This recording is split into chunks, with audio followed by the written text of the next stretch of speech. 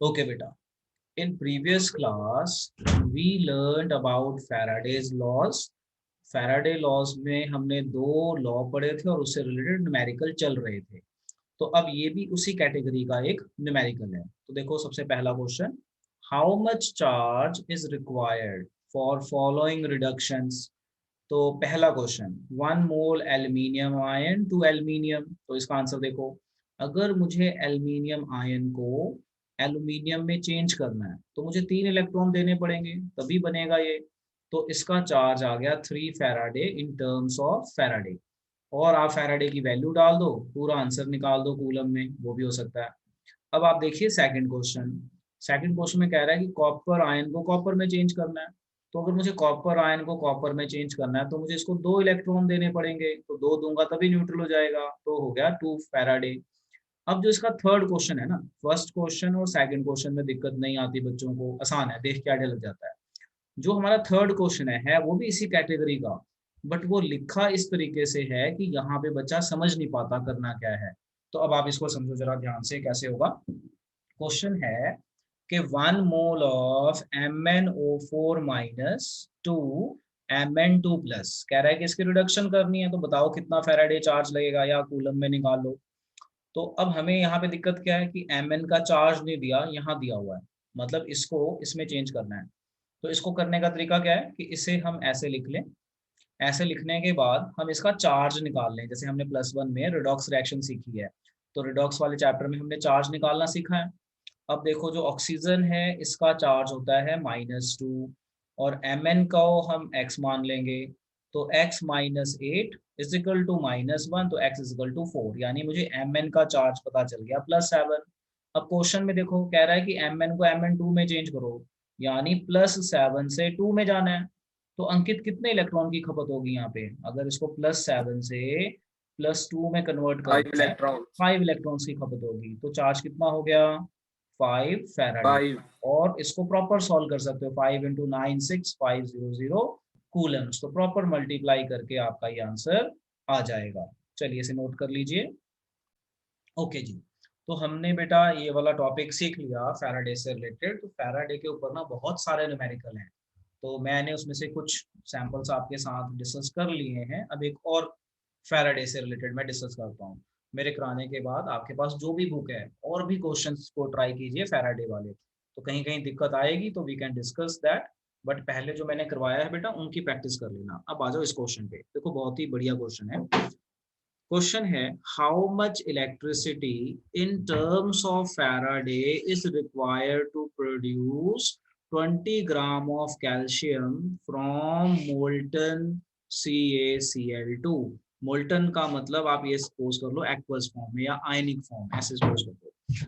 अब देखो ये कह रहा है कि हमारे पास कैल्शियम क्लोराइड है मोल्टन। मोल्टन का मतलब ये टूट गया, करंट पास करेंगे ये टूट जाएगा, ये बनाएगा Ca2+ एंड 2Cl नेगेटिव।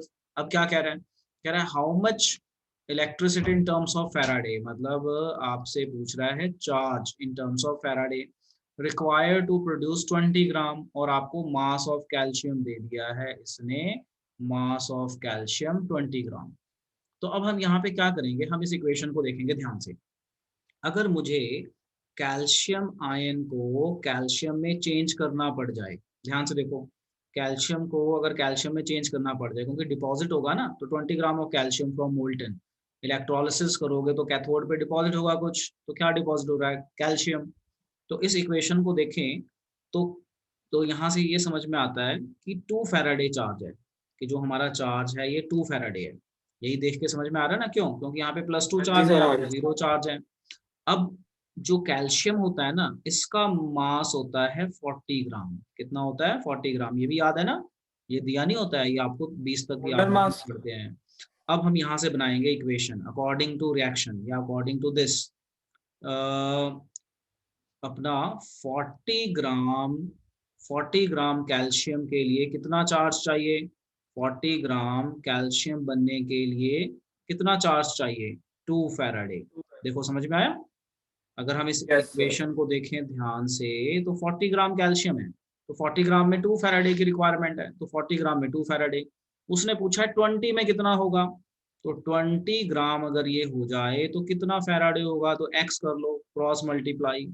तो x is equal to 2 Faraday into 20 divided by 40।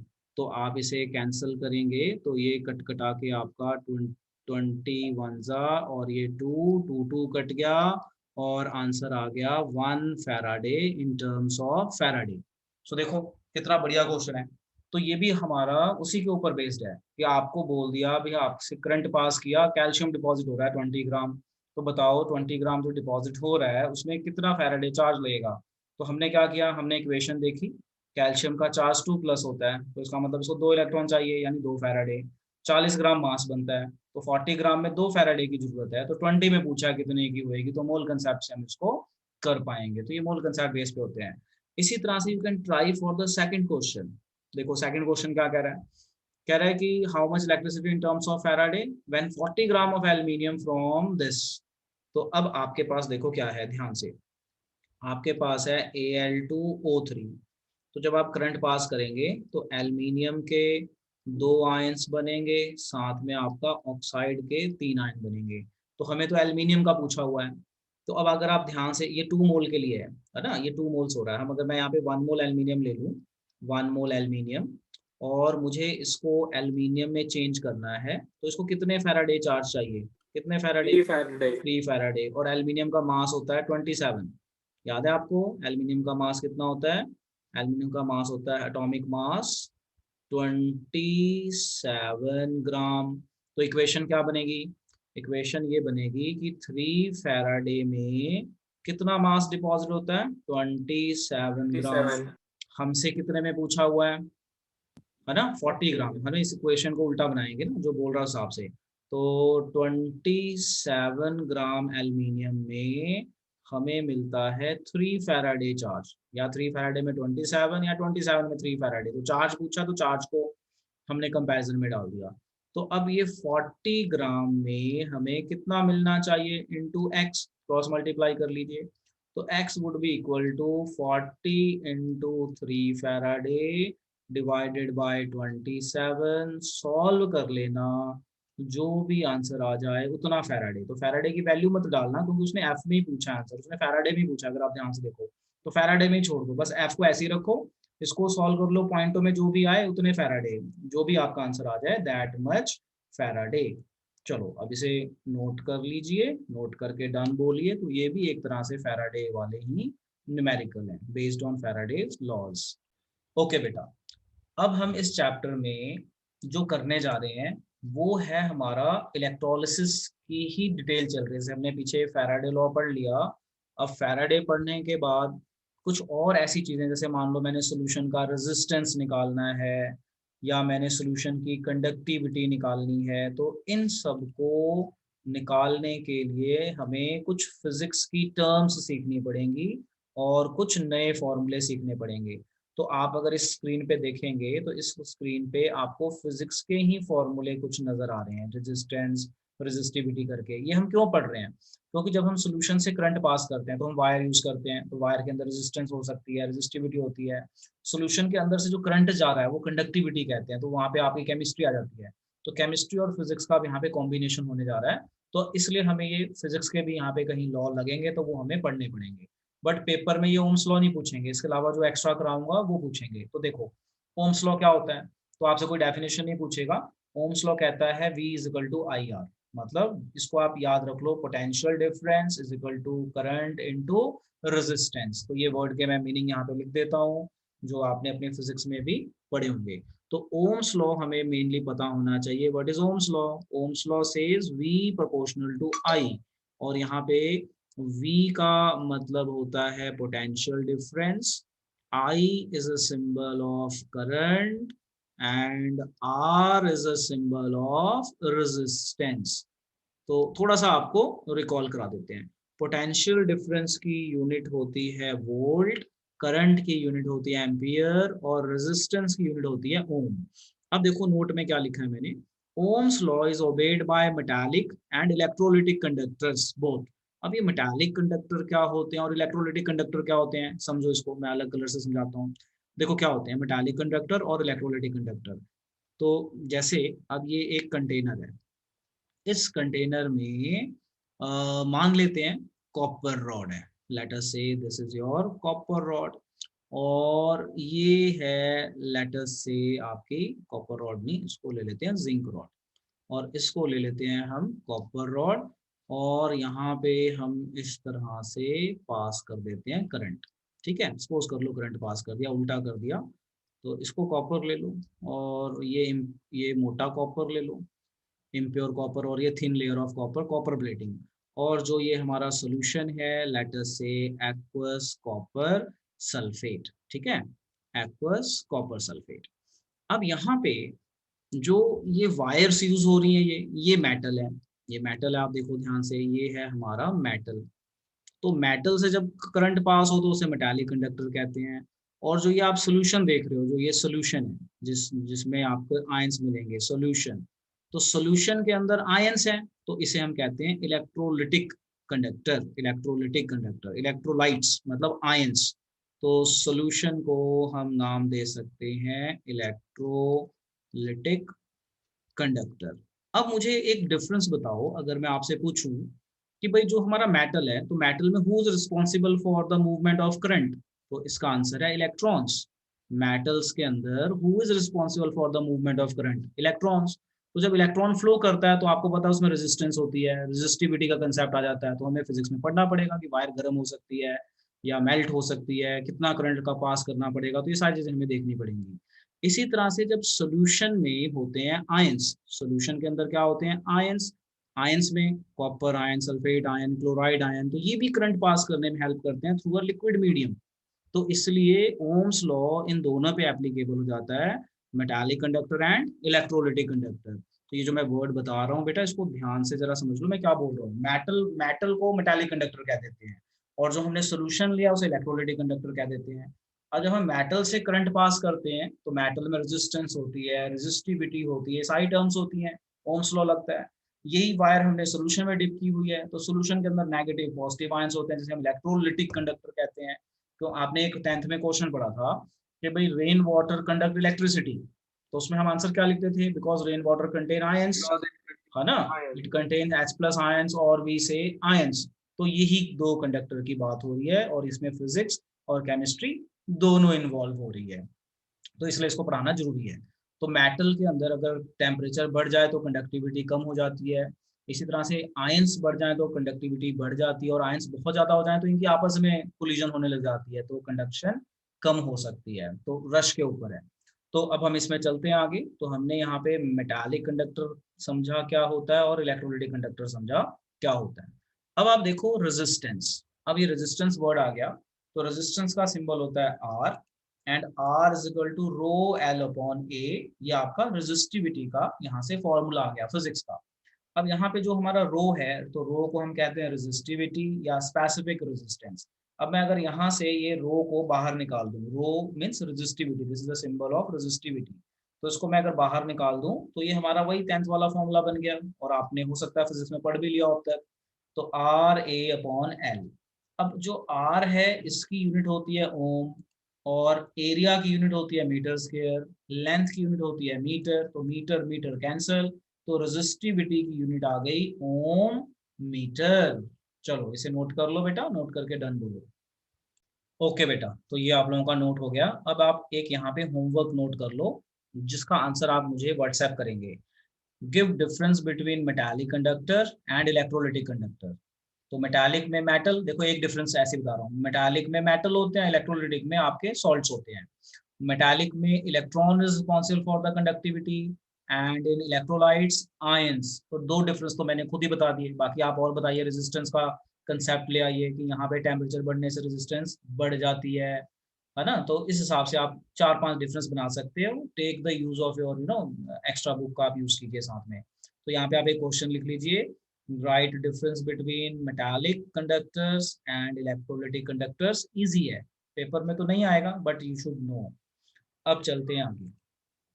हाँ, पेपर में जैसे स्कूल के जो एग्जाम होते हैं उसमें आ भी सकता है। अब देखो, ये टर्म थी हमारी फिजिक्स वाली, ठीक है, जो हमने यूज करनी है। अब इसी में केमिस्ट्री वाली टर्म्स आ रही हैं, देखो जैसे वर्ड आ गया कंडक्टेंस। तो अब केमिस्ट्री और फिजिक्स के फॉर्मूले मिक्स होने शुरू हो जाएंगे। जो हमारा कंडक्टेंस है इसका सिंबल सी और जी होता है, सबसे कॉमन सिंबल है जी। सी को कम यूज करते हैं क्योंकि सी का मतलब मोलैरिटी भी होता है कई जगह पे, तो सी को बहुत कम यूज करते हैं। आपको 95% आपको जी मिलेगा। तो कंडक्टेंस का सिंबल है G. What is the definition of conductance, यहाँ इसकी डेफिनेशन भी पूछी जा सकती है क्योंकि आपने ये पहले नहीं पढ़ी।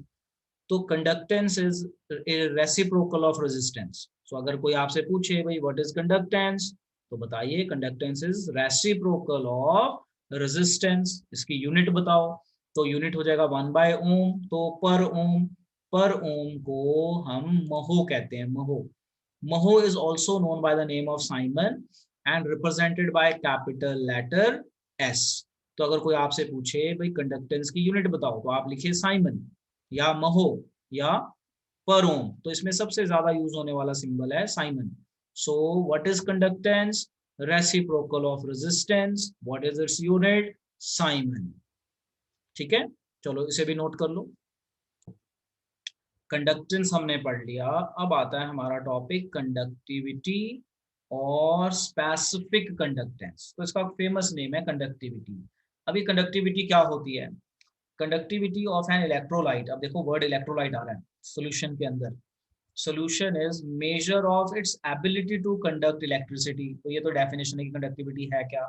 मैथमेटिकली कंडक्टिविटी का सिंबल होता है के। इस के को कहते हैं कापा। यहाँ पे जैसे कंडक्टेंस का सिंबल था जी, सी और जी, तो जी ज्यादा यूज होता है। तो कंडक्टिविटी का सिंबल है के इज कॉल्ड कापा। तो कापा वापा छोड़ो, आप सिंपल याद रखो के सिंबल है। और इसकी डेफिनेशन है reciprocal of resistivity. Reciprocal of resistivity note कर लो। अब हमें रेजिस्टिविटी पता है, अभी हम पीछे से पढ़ के आए हैं कि रेजिस्टिविटी क्या होती है। Resistivity is equal to R A upon L. तो अगर मैं इस फॉर्मूले को मॉडिफाई करूंगा तो आप समझ गए ये चीजें आ जाएंगी।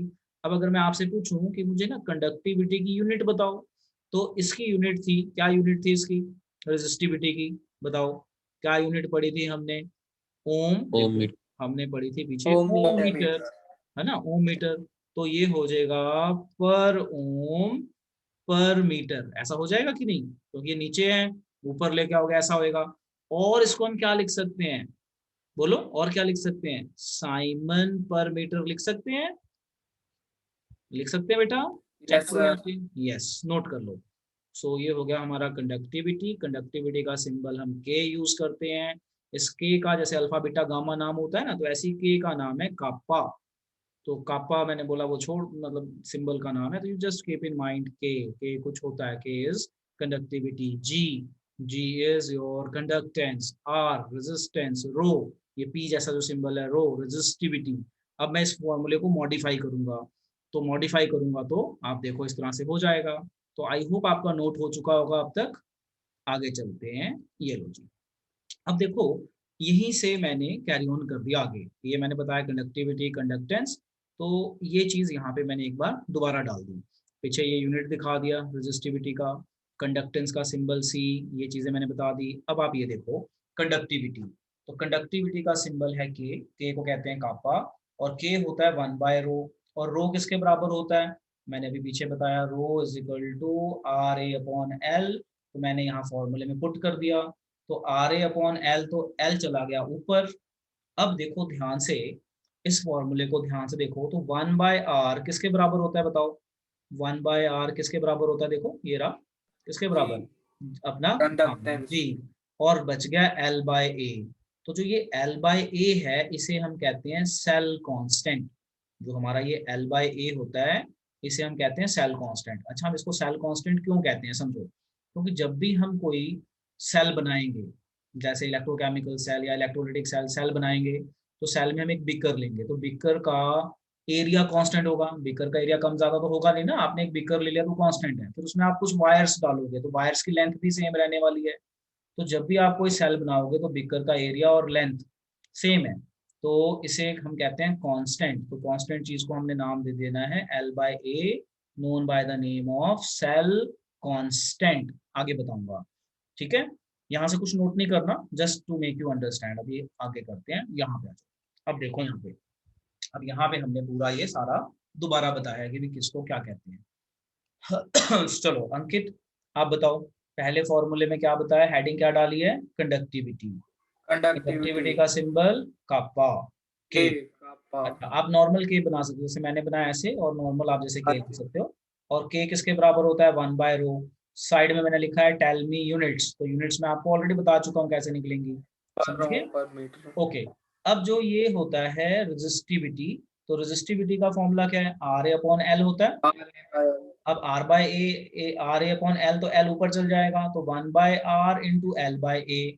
तो 1/r इज योर्स जी, और सी, कंडक्टेंस जी। और एल अपॉन ए मैंने अभी बताया सेल कांस्टेंट। क्यों बोला सेल सेल कांस्टेंट। कांस्टेंट, क्योंकि जो आप बिकर लेंगे उसका वॉल्यूम और एरिया फिक्स होगा, वायर की लेंथ भी फिक्स होगी, यस सर। है ना। एक बार कोई चीज फिक्स हो गई तो वो सेल कांस्टेंट बोल दी जाती है, तो सेल कांस्टेंट को कहते हैं G star. Cell constant is denoted by G star. G star. चलो अब ये वाला नोट कर लो सारा, ये सारा ओके सर। नोट करके डन बोलिए। ओके जी। तो अब हमने ये सब सीख लिया। अगर हमें वायर की रेजिस्टेंस निकालनी हो तो ओम्स लॉ का फॉर्मूला लग जाएगा। अब प्रॉब्लम है कि मान लो ये सोल्यूशन है, तो सोल्यूशन में आयंस की रेजिस्टेंस निकालनी है, तो वो कैसे निकलेगी। तो उसको निकालने के लिए एक डिवाइस बनाया गया। इस डिवाइस का नाम है हमारा conductivity cell. That device is called conductivity cell. आपने देखा है जब आरओ वगैरह चेक करवाते हो आप, तो एक वो ऐसा इंस्ट्रूमेंट सा लेके आते हैं, पानी में डिप करते हैं और उससे रीडिंग आती है कुछ, और रीडिंग से बता दीजिए आपका ये पीने लायक है कि नहीं है। तो बेसिकली वो इसी तरह का कुछ इंस्ट्रूमेंट होता है जिसे हम कंडक्टिंग सेल कहते हैं। देखा है आपने, आरओ, आरओ जब आप चेक कराते हो तो एक वो इंस्ट्रूमेंट सा लेके आता है इसी डिजाइन का छोटा सा। तो अब मैं बताता हूँ, समझो। Measurement of the conductivity of ionic solution, हम चाहते हैं कि हमें ना कंडक्टिविटी पता चल जाए आयनिक सोल्यूशन की। तो वो कैसे पता चलेगी, तो उसको पता करने के लिए एक इस तरह का डिवाइस बनाया गया, इस डिवाइस को बोला गया कंडक्टिविटी सेल। इसमें फिजिक्स का फॉर्मूला लगता है, यहाँ पे मैं जो बता रहा हूँ उसको आप याद रखना। क्या करते हैं, इस डिवाइस को जिस सोल्यूशन का मेजर करना है उस सोल्यूशन में डिप कर देंगे। डिप करने के बाद ये फिजिक्स का एक फॉर्मूला है, इस फॉर्मूले को कहते हैं व्हीटस्टोन ब्रिज। ये फॉर्मूला लगा देते हैं, R2 निकालना है, R1, R4, R3, ये चारों वैल्यूज गिवन होंगी, ये गिवन नहीं है ये वाली, यही चीज है। इसके साथ ये कनेक्ट किया हुआ ये डिवाइस, जो ये दो वायर्स निकली है ना, ये इसके साथ कनेक्ट होती हैं, तो इसे हम कहते हैं व्हीटस्टोन ब्रिज। पेपर में कोई पूछेगा नहीं, सिर्फ समझाने के लिए बताया है।